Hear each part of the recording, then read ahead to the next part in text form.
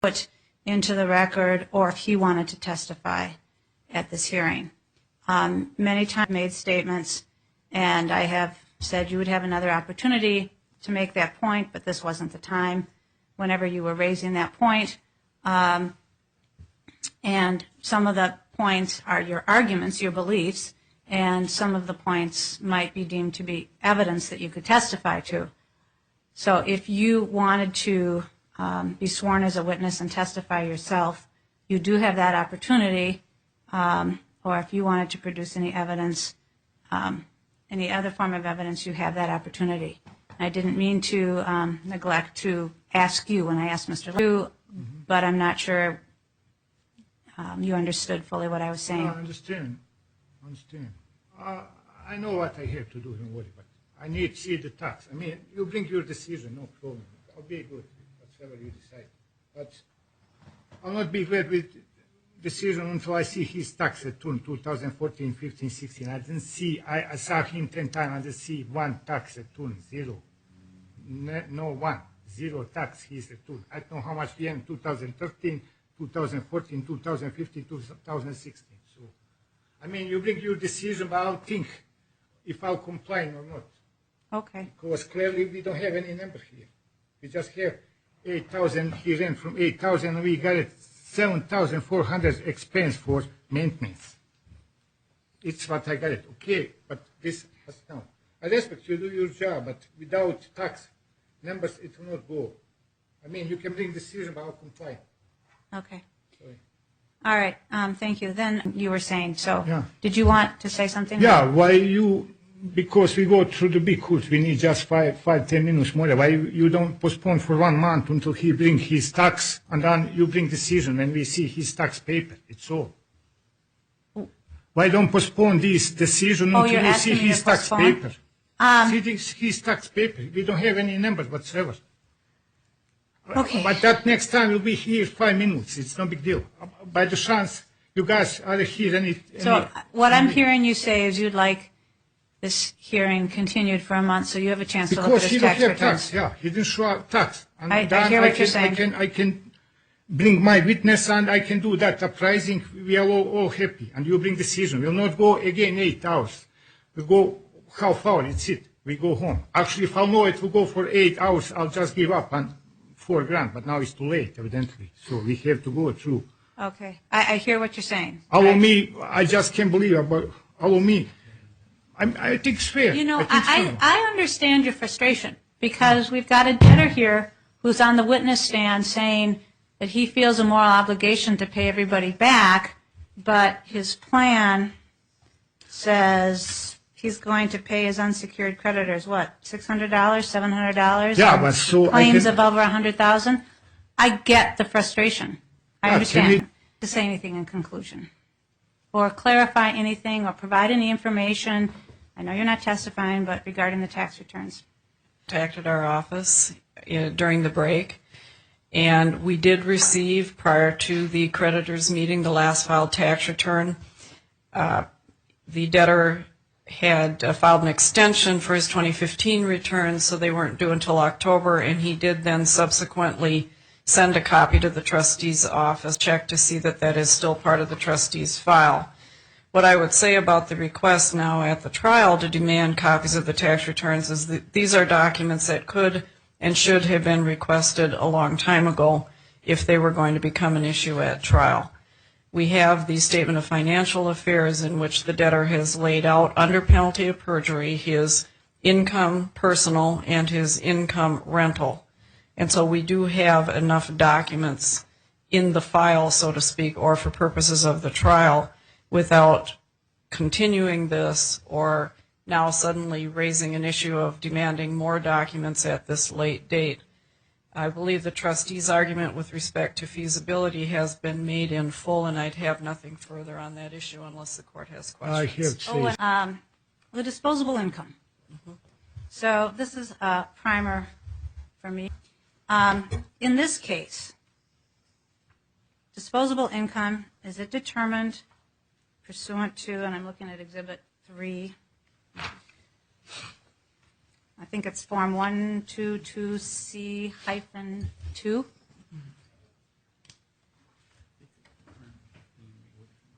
Sorry, Your Honor, I'm just looking to see if I have the right exhibit here so I can look at it. I'm looking at Debtors Exhibit 3, starting at page 58 of 76. Okay. Let's see here.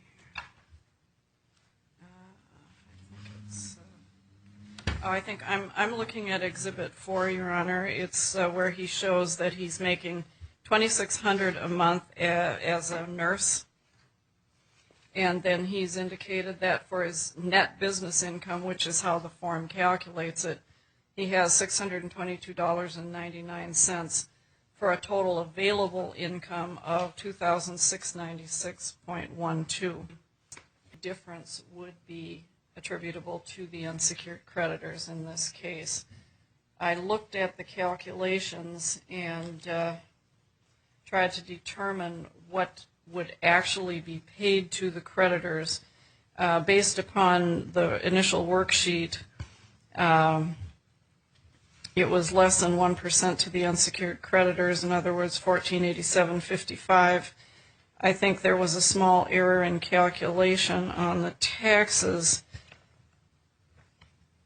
but I believe the payments to the unsecured creditors would be somewhere between 1% and 5%, depending on the income that actually comes in. If he pays in some tax refund money, that's possible that that will happen, but that would be the maximum that would be received by the unsecured creditors in the plan.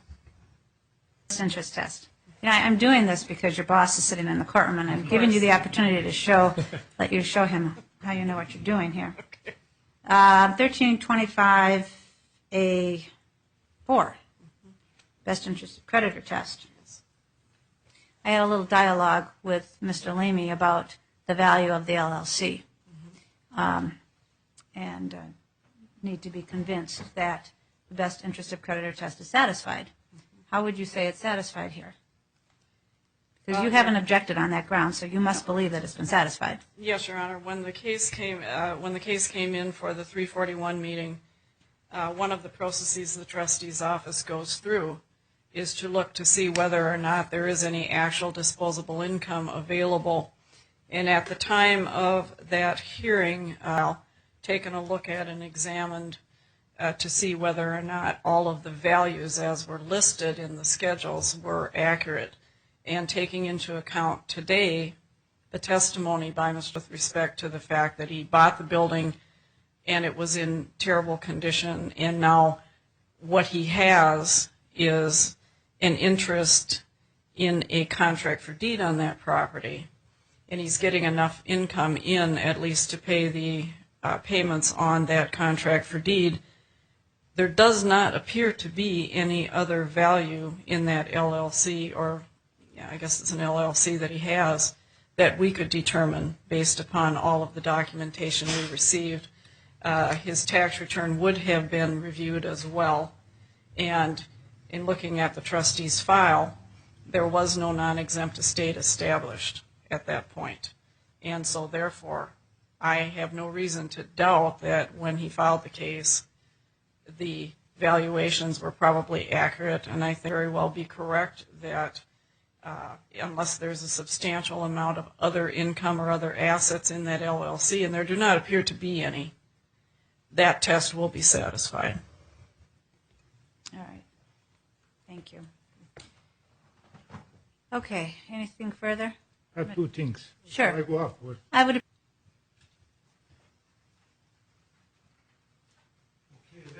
That building in Northeast Minneapolis. Okay. I'm sorry. Which building are we talking about now? Northeast Minneapolis Central. Okay. Done. All right. Like What he about said, it was in bad shape. I said it was in decent shape. He have just do. I was in that building. He asked me to do some job. Back then, he bought that it was decent shape. Plus the huge, it's like 100 yards together. I mean, land is, many garage there. And building is big too, but this huge space, like 100 yards by something like 40 feet, it's huge space. It's not, never ever was. I don't know what he did exactly for $1, but never was in falling apart situation, and he should probably then bring estimate about that to you too. So that building is in good shape when he bought, and it's even better shape now. So, and it's the huge, land is huge. Alone building is big too. You can ask them how much square feet, but again, 5,000 square, but land is huge. And it's not bad area, it's Central Avenue, I live there. Not I live from there, like, I don't know, 10 blocks. It's decent area, I don't know what they talk about. Plus, I want to say second point about this tax. Guys show up here to file for bankruptcy. I mean, in normal mind, he should bring his tax return so we can know how much he earned. She said, why I didn't ask for tax return. I think everyone here in this room, if he came to file bankruptcy, should ask for his tax return, including you, everyone else, trustee. And I mean, it just don't make any sense to me. Guy come to say he don't have money and he don't want to show tax return. And once again, she didn't bring number for 2015. Just she say extend to October. So my opinion is you just postpone this to November when he have tax return. You bring decision. I'm not in any rush. I can wait. But we need to see his numbers period for 13, 14, 15, 16. So far it's nothing here. I mean, but say why I didn't ask for tax return, but guy is filing bankruptcy. He's supposed to bring tax return. You, him, and everyone else supposed to ask him about his tax return. It's it. It's how that normally go. Not some creditor from construction area supposed ask that. He should bring that when he files for bankruptcy. He should bring that. So I heard him. He so far never ever say any number about tax return. Zero. We don't have always nothing. My opinion is postponed to November when he got a tax return. I'm not in any rush. He bring tax return, I'll bring his estimate, or even better if he sell here to me for 230, I'll buy. I got it, investor will pay right away for here. So, I mean, very good option. His appraiser say $230,000 for here. I got a guy to pay for here, 230, and he can pay mortgage. So we all happy. I am happy. My investor so, but point is tax return. We need to see paper. In my opinion, you have to postpone so we can see his tax return. Okay, thank you. If I might be heard just briefly, Your Honor. Okay. I think he misunderstood what I said. It misunderstood what I said. What I was saying was that the debtor had not yet filed his 2015 tax returns, got an extension to October to file them, and then subsequently provided the 2015s to the trustee's office. And your office has reviewed them in its normal course. Normal course, Your Honor. Thank you. Yeah, let's go wait until October when he show his numbers, or he should show 240. It's 240. Okay. Mr. Egan, he wants to say something else. Thank you, Your Honor. And said with a smile, let's see if we can make this go till 9 o'clock tonight. I say with a smile. Okay, everyone's smiling on the record here. Okay. Okay, as I understand, he won't be happy to go forward. He's happy he paid 14 months. I say, let's go postpone until October, until his tax return. He can keep pay what he pay. He's happy. We are happy when we see his tax return. I'll do uprising. We all happy. So I will be here in October, 5 minutes. He'll show his tax return for last 3 years. So I don't see, he say he's happy now. Just keep him happy. So, I mean, just keep him paying. We can wait to October until he show this tax return. I'm not in any rush. And plus, on any given time, he can sell to me and my investor this house on the Hague for 230. So he'll be even happier. He say, it's matter us here, 230, we'll buy. Ready go. So, Thank you. I appreciate that. All right. I think I am ready to make a decision in this matter. And I warn you in advance that my comments will not be as organized as they usually are, because I'm not going to take the time to get off the bench and make them as more coherent than I would like to do, or make them as coherent.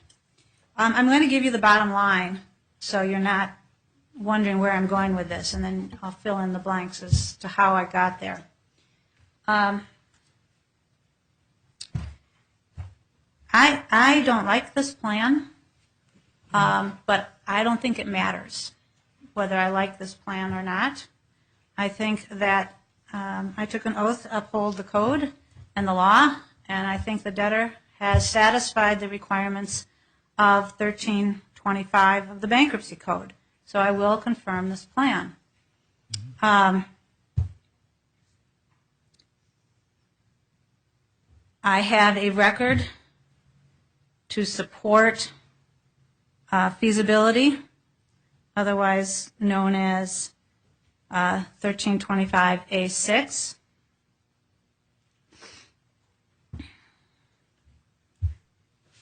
The testimony of the debtor was in part credible and in part not credible, but he was credible where he needed to be.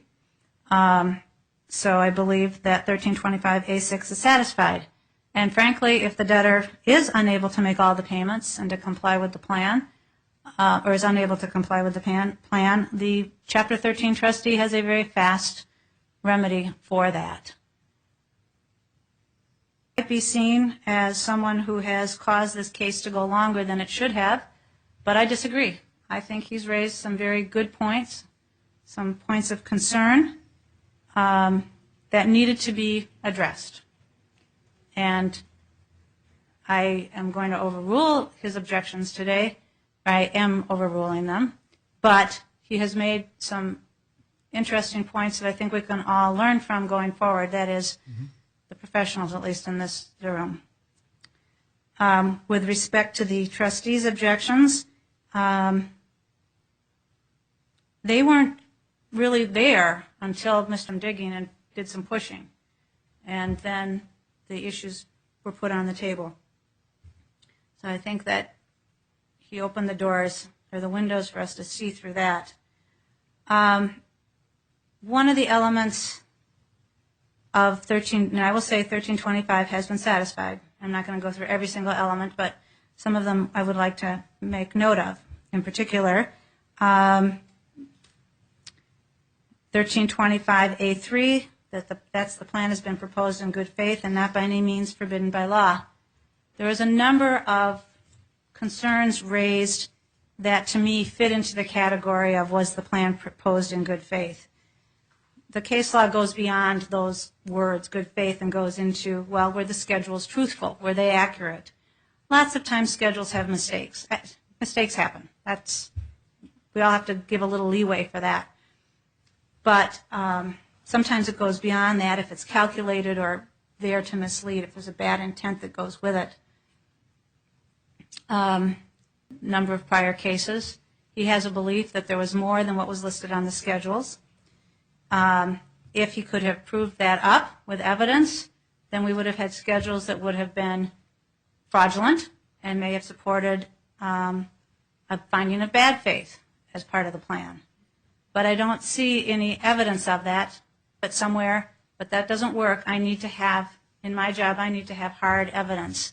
And I don't have that. In fact, I have the opposite, that there was one prior case filed. Another concern with the plan, or that might arise and be described as something that would support a finding of bad faith or a plan not in good faith, would be the issue I raised on the cash flow, where it said there was no cash flow when in fact there is currently cash flow. But that was explained. At the time there was no cash flow. The value of the properties, concerned with the value of the properties, and raised concerns with respect to the values of the, we focused on the two properties, the two rental properties. There doesn't seem to have been a dispute with respect to the third property, the property under the contract for deed. Mr. Very credible. Part of his credibility was the fact that he didn't always agree with debtor's counsel when debtor's counsel was trying to lead him. He'd been on site. He'd walked through the properties. He measured the properties. He was there recently. And the appraisal was very credible. And I don't have anything to contradict it. I don't have an appraisal, a competing appraisal from the objecting creditor or from the Chapter 13 trustee's office. So that's the evidence I have, and it was credible.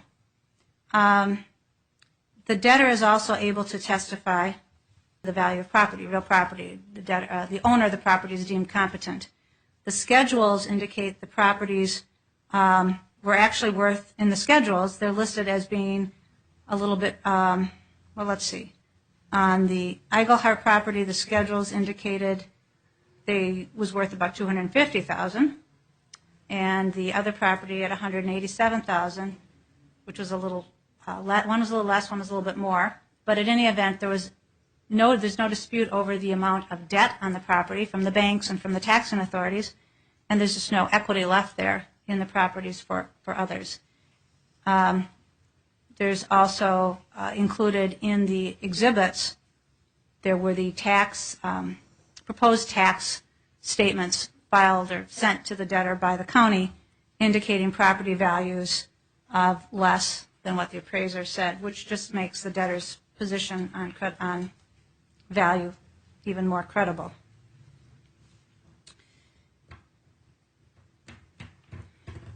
I adopt and accept the arguments of respect to best interest of creditors test, 1325A4. I won't repeat that, but that is my position. I would adopt that position. I